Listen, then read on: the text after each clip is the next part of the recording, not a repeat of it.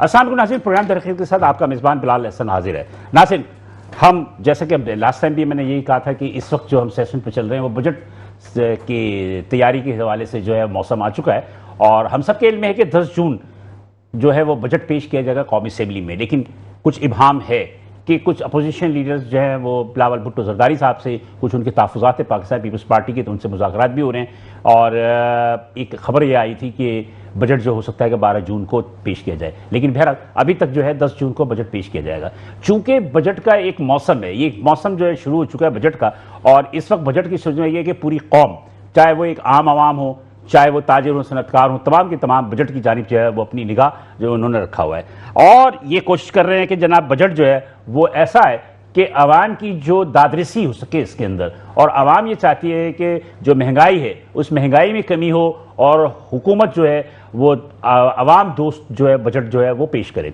इस वक्त की सूरत हाल ये है कि जनाब आली के हमारे कुछ जो चीदा जो हमारे अपने जो सेक्टर्स हैं उन सेक्टर्स पे उनके जो मुतालिका ताजिर और सनतकार हैं उनके अपने तहफ़्फ़ुज़ात जो हैं वो अपने पेश कर रहे हैं और उनका कहना यह है कि हुकूमत को अगर मुल्क की बरामदात में इजाफा करना है और मुल्क को मुआशी तौर पर मुस्तहकम करना है तो बहुत सारे ऐसे सेक्टर्स हैं जिन पे कि आपको तवज्जो देनी पड़ेगी।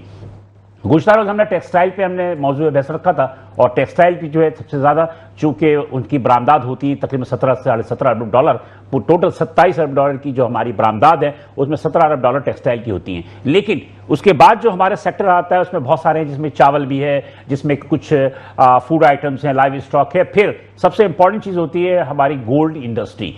गोल्ड इंडस्ट्री की जो पूरी दुनिया के अंदर अगर हम करेंसी की बात करें, चाहे वो डॉलर है, चाहे रुपया है, या किसी भी मुल्क की करेंसी होती है, तो कहते हैं कि जनाब के उसकी जो मजबूती का एहसास होता है वो पीछे उसके गोल्ड होता है। अगर गोल्ड आपके पीछे उसके है और गोल्ड जो है वो उसकी मदद हासिल है उस करेंसी को, तो करेंसी मजबूत होती है। लेकिन बहुत ही बदकिस्मती की बात यह है कि पाकिस्तान के अंदर गोल्ड इंडस्ट्री जो है उतनी तरक्की नहीं कर सकी और गोल्ड इंडस्ट्री जो है इस वक्त क्राइसिस का शिकार है, जो कि हमने मुख्तलिफ जो सराफा जूनियर्स एसोसिएशन के सुदूर थे पूरे पाकिस्तान के अंदर, हमने सबसे बात की। सबका यह कहना था कि अगर हुकूमत उन्हें तरजीहात देती है या हुकूमत उन्हें मराद देती है तो यकीनी तौर पर हम मुल्क के अंदर जो है एक भूचाल ला सकते हैं। चूँकि हम IMF से एक 5 से 6 अरब डॉलर लेने के लिए जो है वो नाक से लकीर खींचते हैं, लेकिन उसके बाद होता ही जनाब ये है कि हमें बड़ी मुश्किल से हमें कर्ज मिलता है। लेकिन एक इसी तरह जो हमारे गोल्ड की इंडस्ट्री की है, जो सेक्टर है, इस सेक्टर को अगर हम मजबूत करें तो यकीनी तौर पर पाकिस्तान की बहुत सारी मसाइल मुश्किलात जो है वो आसान हो सकती है।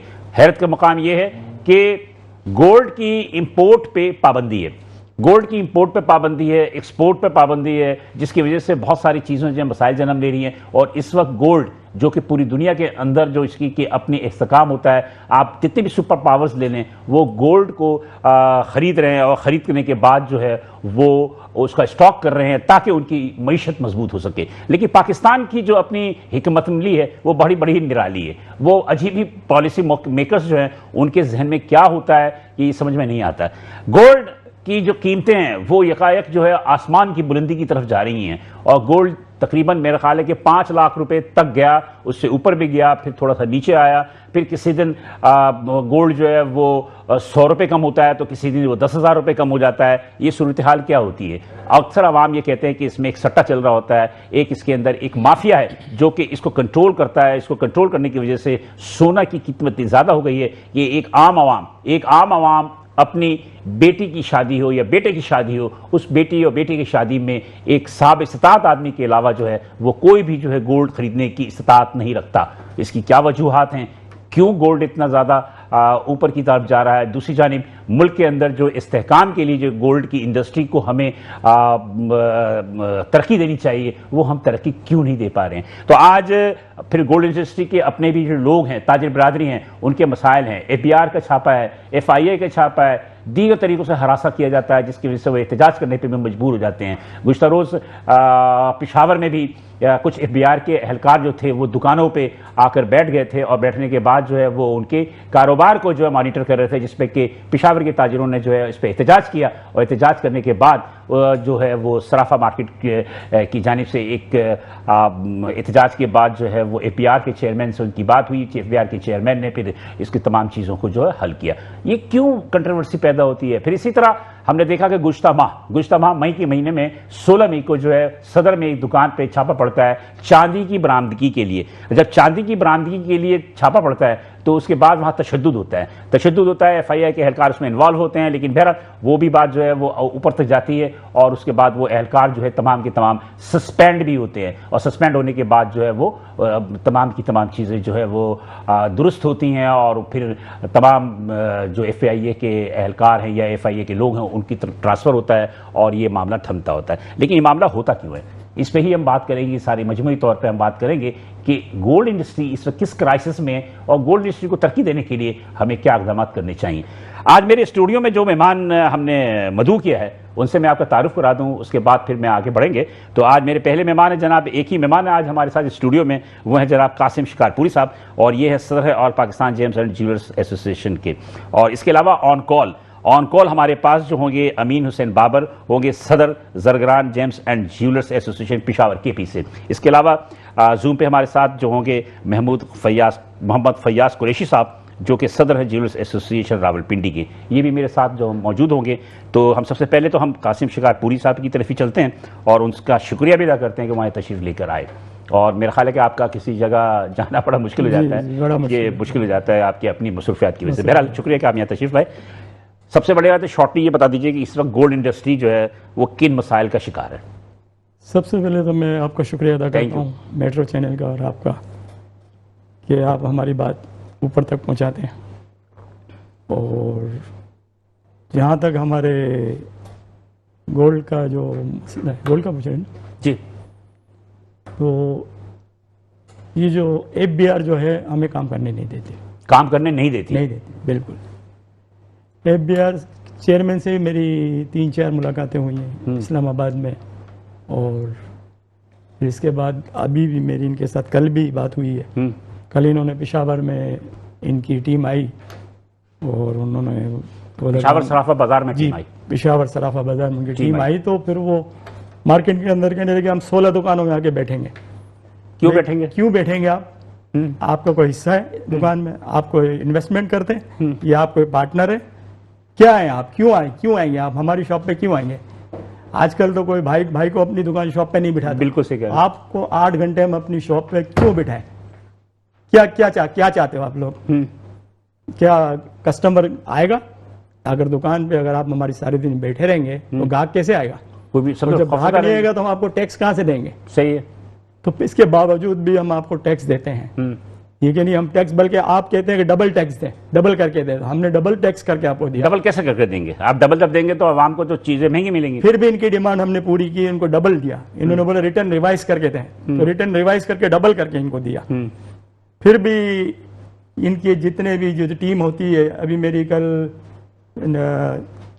मेंबर जुबैर बिलाल साहब से बात हुई मेरी, तो वो बड़े अच्छे शख्सियत हैं, बड़े अच्छे इंसान हैं और बड़े अच्छे तरीके से डील करते हैं। और राशिद लंगड़ियाल साहब भी वो बड़े अच्छे तरीके से वो डील करते हैं। लेकिन जो पूरे पाकिस्तान के अंदर शहरों के अंदर जो चीफ कमिश्नर है और जो इनकी टीम है वो सही नहीं है। ठीक है, आप समझ सकते हैं क्यों सही नहीं है। क्योंकि तो आवाम भी जानती है, क्योंकि वो तो चाहते ही नहीं है ना कि हम टैक्स दें। वो तो चाहते हैं बस आप समझ जाएंगे, इसीलिए तो टारगेट पूरा नहीं होता। हाँ, इसीलिए टारगेट पूरा इनका नहीं होता। ये तो चाहते हैं बस हमें मंथली वाला काम चलता रहे और इसी तरह मामला। बात ये कि आप लोग देते क्यों हैं? क्या करेंगे?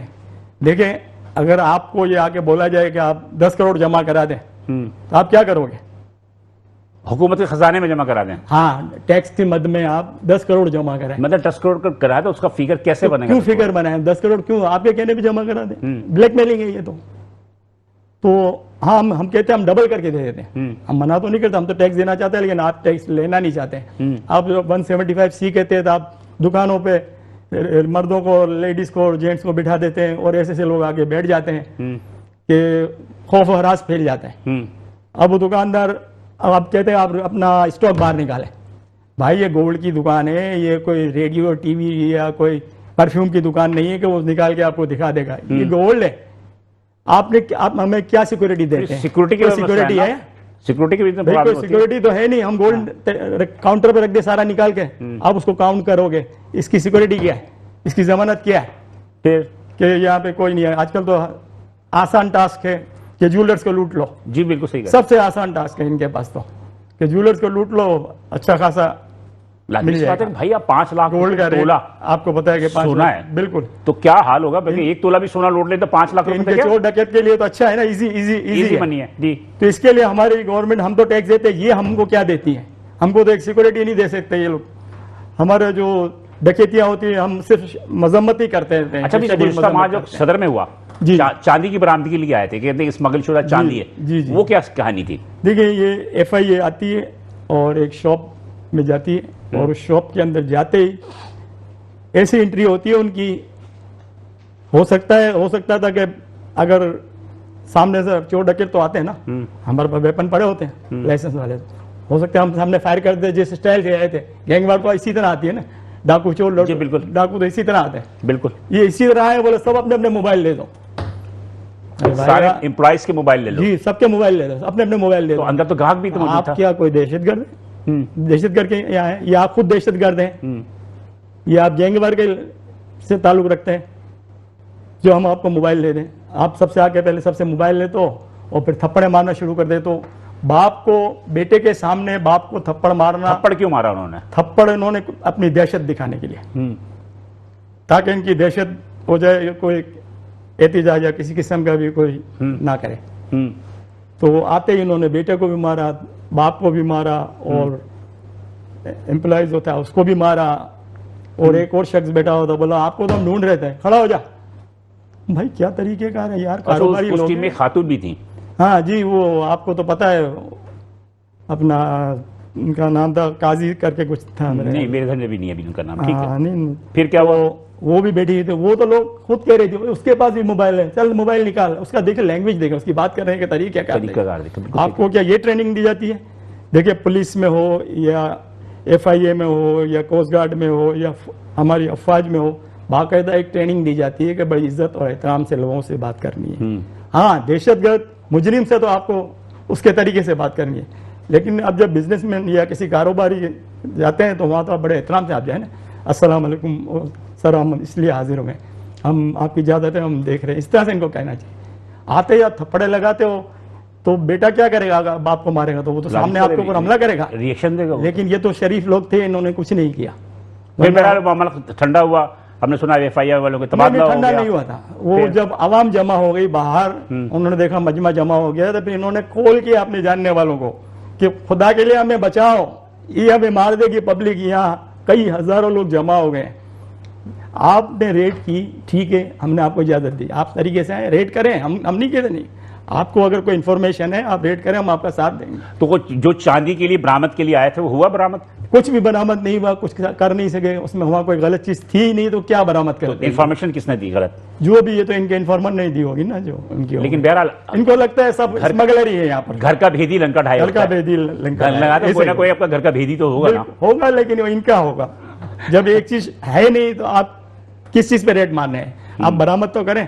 आप बरामद करने के बाद अगर आपके साथ कुछ गलत होता है फिर आप थप्पड़ भी मारे, जो करना है करें। अगर आप बरामद हो जाए, अव्वल तो बरामद होने के बाद भी आप कुछ नहीं कर सकते, आप उसको ले जाएं। आप उसको साबित करना पड़ेगा कि इलीगल है या इलीगल करना पड़ेगा, ये मुजरिम है या मुलजिम है। इससे पहले आपने उसको मुजरिम बना दिया और उसको मारना शुरू कर दिया आपने।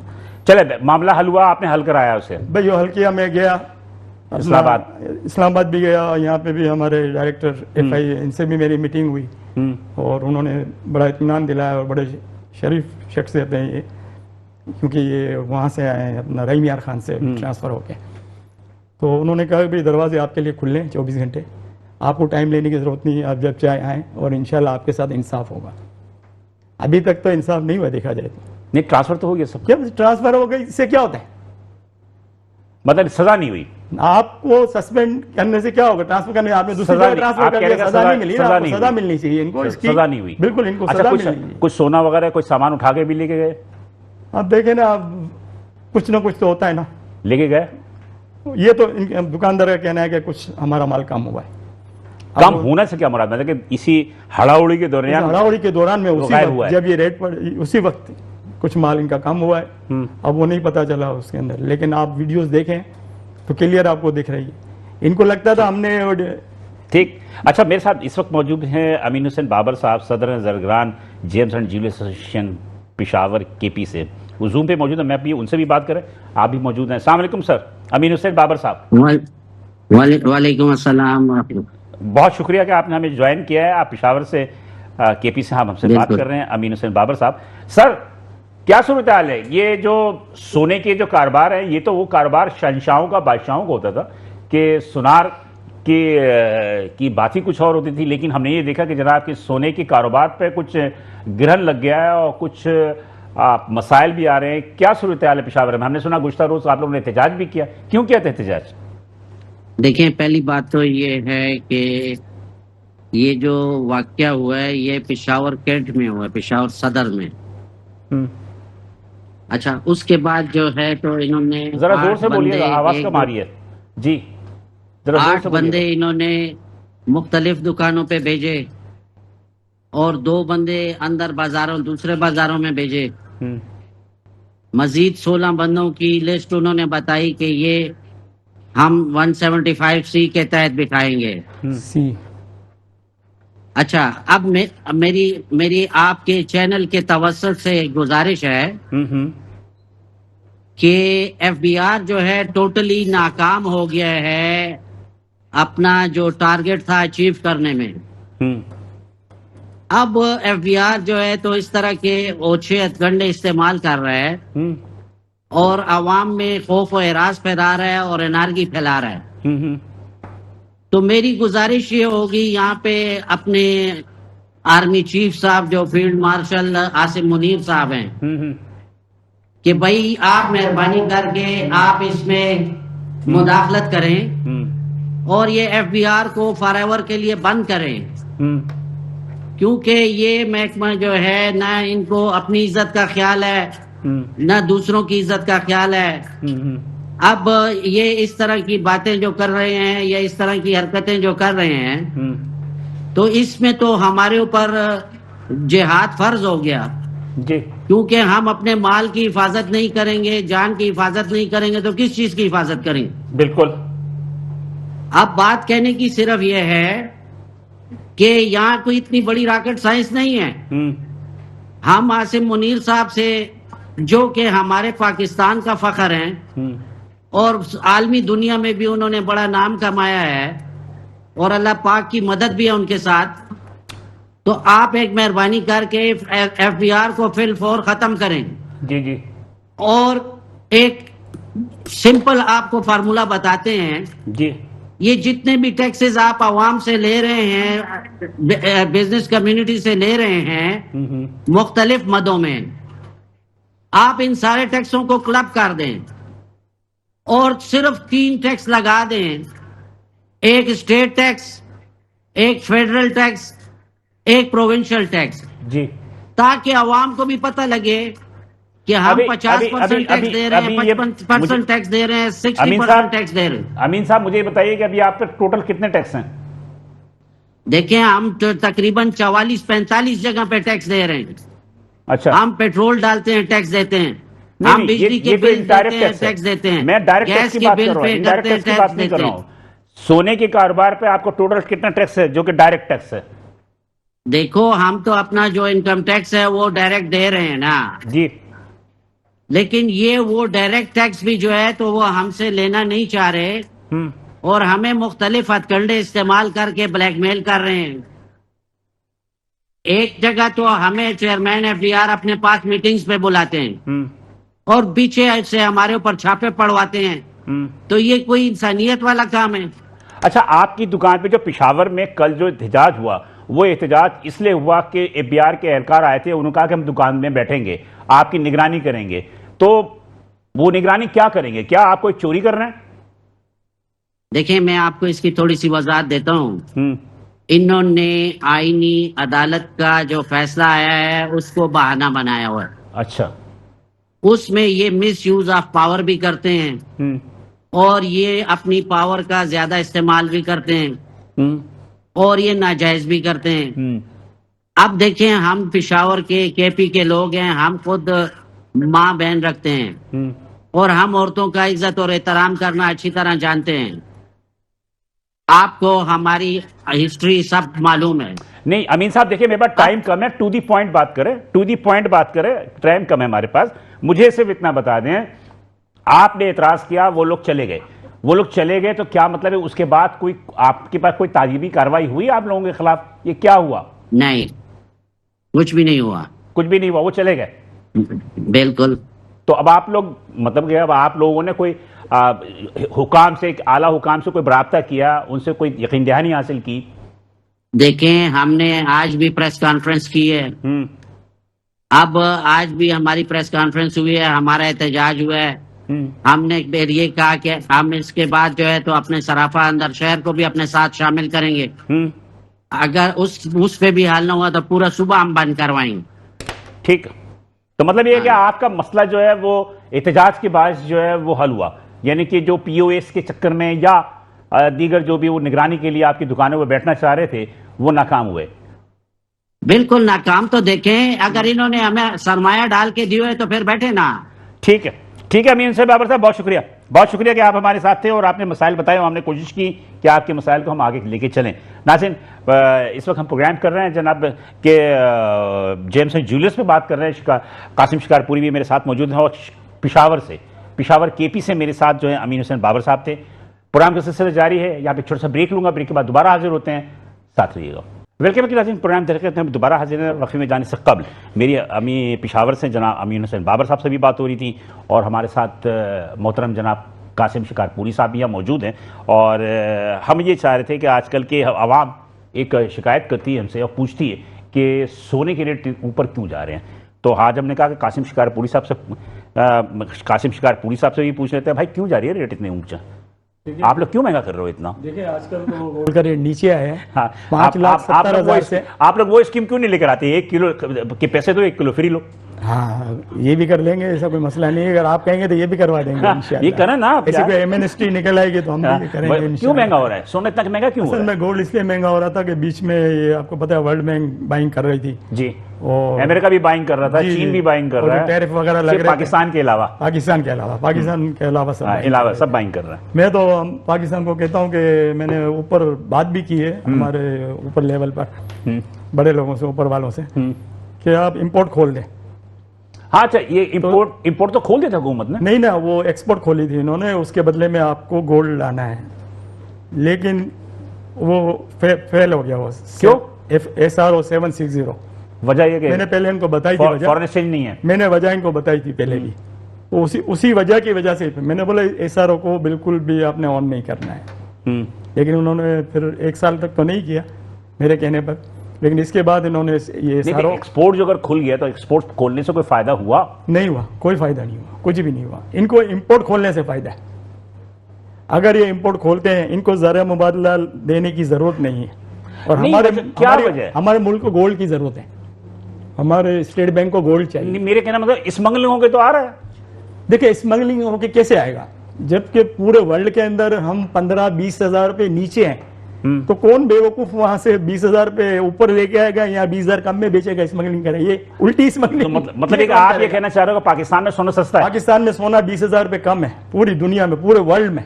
पूरे वर्ल्ड के अंदर कंफर्म बात है, कंफर्म पूरे वर्ल्ड के चैलेंज के साथ। मुझे हैरत हो रही है। अच्छा जी, मोहम्मद फैयाज कुरैशी साहब मेरे साथ जूम पे मौजूद हैं, ये सदर हैं ज्वेलर्स एसोसिएशन रावलपिंडी के। अस्सलाम वालेकुम सर, मोहम्मद फैयाज साहब। वालेकुम सलाम, क्या हाल है जी? खैरियत से? हाँ, आपको मेरी आवाज आ रही है सर फैयाज कुरैशी साहब?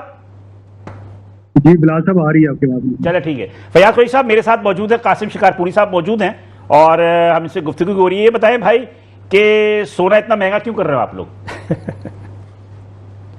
सबसे पहले जी बिलाल साहब, आपको शुक्रिया करता हूँ कि आपने हमें लिया, हमारे बड़े प्यारे मोहतरम बुजुर्ग है। आवाज थोड़ी सी वो हो रही है। जी जी जी फैयाज कुरैशी साहब। अच्छा, इसमें ये जो बात है, मैं आवाज आ रही है आपको मेरी? फैयाज कुरैशी साहब जी, आवाज आ रही है सर? जी जी, अब बहुत के बात करें, आ रही है आवाज। अच्छा सर, बात यह है कि के जो इंटरनेशनल गोल्ड प्राइस की जो फ्लक्चुएशन आ रहा है, तो सबसे पहले ईरान और अमेरिका, अच्छा उसमें भी एक अनसर्टेनिटी और इंटरनेशनल मार्केट में इफेक्ट आया उसका, और उसकी वजह से फिर ये की तरफ गई। उसके बाद जब सेटल डाउन होने लगा, तो पहले जो इन्वेस्टर था जो गोल्ड के अंदर इन्वेस्टमेंट की, वो ऑयल में चला गया, ऑयल से निकल गया, अब वो चला गया नेस्डेक के ऑप्शन के अंदर इन्वेस्टमेंट कर, और वहां से जब गोल्ड पे और सिल्वर पे आ गया। नहीं, मेरे कहने का मतलब ये शिकारपुरी साहब भी जवाब नहीं दे रहे। वो तो कह रहे हैं पूरे पाकिस्तान में सोना सस्ता है। आप क्या कहेंगे? नहीं, पाकिस्तान में सस्ता इसलिए है तो इंटरनेशनल पाकिस्तान बैंक कैपेसिटी कम है, इस वजह से अंडर कॉस्ट चल रहा है। जी दोबारा कहिएगा, आवाज नहीं आई। मैं ये कह रहा हूँ कि पाकिस्तान अंडर कॉस्ट चल रहा है कि खरीद उस तरीके से कैपेसिटी उतनी नहीं, तो डिमांड एंड सप्लाई पे होता है ना, तो डिमांड होगी तो गोल्ड की प्राइस ऊपर जाएगी। नहीं, डिमांड ये कह रहे अंडर कॉस्ट इसलिए है कि डिमांड सप्लाई जो होती है ना, इस वक्त डिमांड नहीं। क्या हुआ, इनकी आवाज सही क्यों नहीं आ रही है? ये जी फयाज साहब, जी फयाज साहब, जी जी मैं आपको दोबारा, आप इसको कॉल पे ले लें, कॉल पे ले लें, बढ़ जाइए। फयाज साहब आपको कॉल पे ले रहे हैं, आपकी आवाज़ सही नहीं आ रही है, वहाँ कर रहे हैं, कोई प्रॉब्लम है मतलब उसका सिग्नल का। बहरहाल तो कहने का मतलब है कि 20,000 रुपये कम है सोना, 20,000 रुपये कम है, अंडर कॉस्ट है हमारे, क्योंकि डिमांड नहीं है गोल्ड की, तो स्मगलिंग तो हो नहीं सकता ना। डिमांड कैसे नहीं है? हर आदमी तो सोना खरीदना चाहता है। डिमांड कहाँ है इतना महंगा सोना कौन खरीदेगा? सिर्फ सोना खरीदता 5 लाख रुपए तोला करोगे तो कौन खरीदेगा? अब मैं बहुत बड़ी बात करने जा रहा हूँ। हाँ, सोना वो शख्स खरीदता है जो 22 ग्रेड का या 18 ग्रेड का ऑफिसर है, वो खरीदता है, उसके पास है पैसा। आवाम नहीं खरीदती, आवाम के पास तो खाने के लिए पैसे नहीं है, बिजली के बिल भरने के लिए आपने देखा कि चांदी की तरफ लोगों का रुझान चांदी की तरफ हुआ जी, तो चांदी की तरफ हुआ, चांदी के रेट बढ़ गए। छोटे सरमाएदार थे वो फिर वो सिल्वर की तरफ गए, सिल्वर के 8,000 9,000 रुपए फी तोला, बिल्कुल वो आधे से भी ज्यादा नीचे हो गया, जबकि ये मेरे ख्याल में 400 500 600 रुपए तोले के हिसाब से मिला। बिल्कुल बिल्कुल बिल्कुल, ये 18,000 रुपए तक गया, 18,000 से आज फिर 8-9,000 रुपए तोला हो गया। तो आप ये कहना चाहते हैं, लेकिन यहाँ बाइंग बनती है, यहाँ बाइंग बनती है। अच्छा, यहाँ सिल्वर बाइंग बनती है अभी। ठीक है, चलो जी। फयाज कुरैशी साहब मेरे साथ लाइन पे भी मौजूद हैं, टेलीफोन लाइन पे। मेरे ख्याल में जूम पे उनके कोई वाईफाई का प्रॉब्लम है वहाँ का, उस बारी। जी अस्सलाम वालेकुम सर। वालेकुम सलाम बिलाल साहब, सॉरी वो डिस्टॉर्शन थी काफी आवाज के अंदर, मैं उस टाइम में बात नहीं कर सका। ये थोड़ा आवाज बढ़ाइएगा इनका। जी जी आप जी फयाज साहब आप कुछ कह रहे थे। मैंने ये कहा था कि सोना जो महंगा हो रहा है, कासिम शिकारपुरी कह रहे हैं कि सोने की डिमांड कम है। मुझे चले चाहिए, ये तो अपनी जगह है। आप मुझे बताइए कि हुकूमत से जो बजट आ रहा है 26-27 का, इसमें आपके अपने क्या मुतालबात हैं? बिलाल साहब, पहले तो बात यह है कि जो ये बजट आ रहा है ना, ये एक गैर यकीनी से सूरत इसमें पैदा की हुई है, मुतज़लज़ल सा है। कोई बंदा, कोई इंडस्ट्री, कोई सेक्टर इसके ऊपर अपने इसमें बड़े तहफ़्फ़ुज़ात हैं, कोई बंदा इसमें मुतमिन नहीं है। क्योंकि देखें, जब अभी इन्होंने एक पॉलिसी जो दी है कि जो छोटे ताजर के लिए कि हम जो फिक्स स्कीम लाने जा रहे हैं, अगर वो उसमें आना चाहेगा तो वो आज अगर नॉर्मल रजीम में रहना चाहता है तो नॉर्मल रजीम में रहे। हम ये कहते हैं कि अच्छी एक इनिशिएटिव है इस तरीके से वो लेना उनका, कि अगर छोटे ताजर को एक बिजनेस में कम्युनिटी को इस चीज के ऊपर कॉन्फिडेंस दिया जाए कि वो टैक्स नेट में आए। देखिए सबसे बड़ी इंपॉर्टेंट बात है कि जो आम बिजनेसमैन है कि वो क्यों नहीं टैक्स नेट में आता, वो घबराता है। वो टैक्स देने से घबराता नहीं है, वो बेसिकली एफबीआर के ऊंचे हथकंडों से घबराता है। वो घबराता है इस वजह से है कि एक दफा मैं टैक्स नेट में आ गया तो मुझे बार बार तंग किया जाएगा, मुझे परेशान किया जाएगा, मुझे लाखों रुपए चीजों को पीछे देने पड़ जाएंगी। अच्छा, जो एक सादा फॉर्म के ऊपर एक एप्लीकेशन सबमिट कराई जाए और एक सादा निजाम उसका वेजा किया जाए टैक्स के हवाले से, तो हर बंदे की कोशिश होगी वो टैक्स नेट में आए और टैक्स पे करे। और उम्मीद करता हूँ कि जिस तरह अभी हुकूमत कह रही है कि एक स्मॉल छोटे ताजर के लिए फिक्स टैक्स स्कीम लाने के लिए कि 25,000 रुपये मिनिमम होगा, 20 करोड़ तक जिसकी टर्नओवर होगा उसको 25,000 होगा। अच्छा हाँ, आज एक बात बताइए कि भैया आज एक ऐलान भी हुआ है कि जनाब के SMEs स्मॉल मीडियम एंटरप्रेन्योर्स पे 25% यानी 25,000 रुपए सालाना के हिसाब से फिक्स टैक्स लगा दिया गया है। तो वो क्या फिक्स टैक्स के रिजीम में आप लोग भी आते हो या नहीं आते? नहीं आते, जनरेटेड। देखें सबसे बड़ी बात है जी बिलाल साहब, बदकिस्मती है हमारे जेम्स एंड ज्वेलरी सेक्टर की। इसको एक ऐसी समझ आ रहा है कि आसमान से उतरी हुई ये सेक्टर है जिसके पास करोड़ों रुपया लाखों रुपए के ऐसी असासे जाते हैं कि जिनको जब चाहेंगे ट्रैप कर लेंगे। देखें हमने FBR ने रेवेन्यू टैक्स लेना है, FBR ने भत्ता तो नहीं लेना ना। अभी मामला ये हो रहा है कि ये जो भत्ते की आड़ 175 5 या इस तरह के ऑर्डिनेंस के तहत उसकी 32 की तरफ जा रहे हैं। अब मामला ये आ रहा है कि इशू ये आता है कि जो हमारा जो इंडस्ट्री है, सेक्टर है, ऑलरेडी ये गोल्ड प्राइस हायर होने की वजह से, इंटरनेशनल मार्केट के इम्पैक्ट होने की वजह से, डॉलर की डिवैल्यूएशन, करेंसी की डिवैल्यूएशन ऑफ करेंसी की होने की वजह से ऑलरेडी गोल्ड प्राइस आवाम की रेंज से बाहर है। ये बिजनेस तो वैसे ही जबो आदि का शिकार है इस टाइम पे। ये इंडस्ट्री के लोग तो छोड़ रहे हैं, वो आहिस्ता आहिस्ता मोटरसाइकिल और ये किंची और ये बाइकें चलाने पर मजबूर हो गई। एक वो कारीगर जो एक स्किल एक्सपोर्ट कर सकते थे, हम उसको आपने बेरोजगारी की तरफ लेके जा रहे हैं। मैं यहाँ पे ये समझता हूँ कि इस इंडस्ट्री को तो उसको सपोर्ट करनी चाहिए थी कि ताकि इसको सपोर्ट देते तो हम इंटरनेशनल मार्केट के अंदर अपनी ज्वेलरी को एक्सपोर्ट करते, अपनी स्किल को एक्सपोर्ट करते, जेमस्टोन को एक्सपोर्ट करते, टेक्नोलॉजी के लाके इसके रिवर्स इंजीनियरिंग पे काम करते कि ताकि इस इंडस्ट्री को एक सपोर्ट मिलती। मैं यहाँ पर ये कहना चाहूंगा कि देखें इस ज्वेलरी सेक्टर की जो स्लॉटरिंग हो रही है, बेसिकली इस इंडस्ट्री की स्लॉटरिंग हो रही है। कैसे स्लॉटरिंग हो रही है? इन्होंने इसको इसी मनी के तौर पर समझ लिया है कि जैसे भुट्टो साहब के दौर में जो इंडस्ट्रियों को नेशनलाइज कर दिया गया था, तो लेकिन नेशनलाइज करने के बाद सबसे बैड इम्पैक्ट ये आया था कि बिजनेसमैन जो इंडस्ट्रियलिस्ट था वो पाकिस्तान छोड़ गया था, वो बांग्लादेश और दीगर कंट्री में चला गया। वही नेशनलाइजेशन का जो कौमियाई गई थी सारी, उसका तो हम नतीजा भुगत रहे हैं आज हम नतीजा भुगत रहे हैं, उसकी वजूहत यही है। लेकिन मुझे एक बात बताइए, आप रावलपिंडी में बैठे हैं, आप रावलपिंडी में बैठे हैं, यानी कि दारुल हुकूमत में बैठे हैं, और दारुल हुकूमत में बैठे हैं, और कासिम शिकारपुरी कराची में बैठे हैं, इसी तरह दूसरे लोग दूसरे सूबे में बैठे हैं, तो आपकी आवाज तो ज्यादा स्ट्रांग है ना, आप तो ज्यादा इस्लामाबाद को अपनी आवाज पहुंचा सकते हैं। ये गोल्ड इंडस्ट्री की इंपोर्ट पे से पाबंदी क्यों नहीं खत्म हो रही है? इसके हवाले से आप लोगों ने कोई बात की या कोई मुतालबात किए? जी बिलाल साहब, मैं आपको बताना चाहूंगा। सबसे पहले तो बात यह है कि ये कहते हैं कि जी ब्लैक मनी पार्किंग, ठीक है ना, black money parking, anti money laundering, terrorist financing. मुझे आप ये बताएं, मैं आपसे क्वेश्चन करना चाहूंगा और आला हुकाम के तमाम अफसरान से भी क्वेश्चन करना चाहूंगा, ये क्रिप्टो करेंसी, क्रिप्टो और बिटकॉइन क्या है? ठीक है, जिसको आपने लीगलाइज किया है, जिसको आपने एक इम्बिट दी है, एक अम्ब्रेला के अंदर लेके आए, जिसका है ही सारा डार्क वेब के ऊपर। क्रिप्टो करेंसी, बिटकॉइन, जितनी इन्वेस्टमेंट है, हवाला हुंडी है ही सारे इसके ऊपर। आपने इसको चैनल तो बनाया, ठीक है, बैंकिंग सिस्टम को ला के आपने कहा कि बैंकिंग के थ्रू अकाउंट्स खोले जाएंगे, और पाकिस्तान दुनिया की सेकंड या थर्ड लार्जेस्ट जो इसमें बिजनेस के अंदर जो यंग जनरेशन जो लोग इन्वॉल्व हैं, क्रिप्टो करेंसी, बिटकॉइन के अंदर इन्वॉल्व हैं। अब दूसरी बात आपने ये बात की कि जनाब बात यह है कि इसकी रॉ मटेरियल इंपोर्ट, जो गोल्ड की इंपोर्ट, हम कहते हैं रॉ मटेरियल इंपोर्ट की अलाउड किया जाए दुनिया में। देखिए नेबरिंग कंट्री की बात करते हैं तो वहां पर raw material import, gold import किया जाता है। अगर आप अदर देन किसी कंट्री की देखें तो देखिए फयाज भाई साहब, टाइम कम है, टू दी पॉइंट बात कर लेते हैं। मुझे सिर्फ इतना बताइए, 26-27 के बजट में आपने पोर्ट को खोलने के लिए कोई मुतालबात किए हैं, कुछ आपने दबाव डाला है, या उन्होंने क्यों वायदा किया है हुकूमत ने?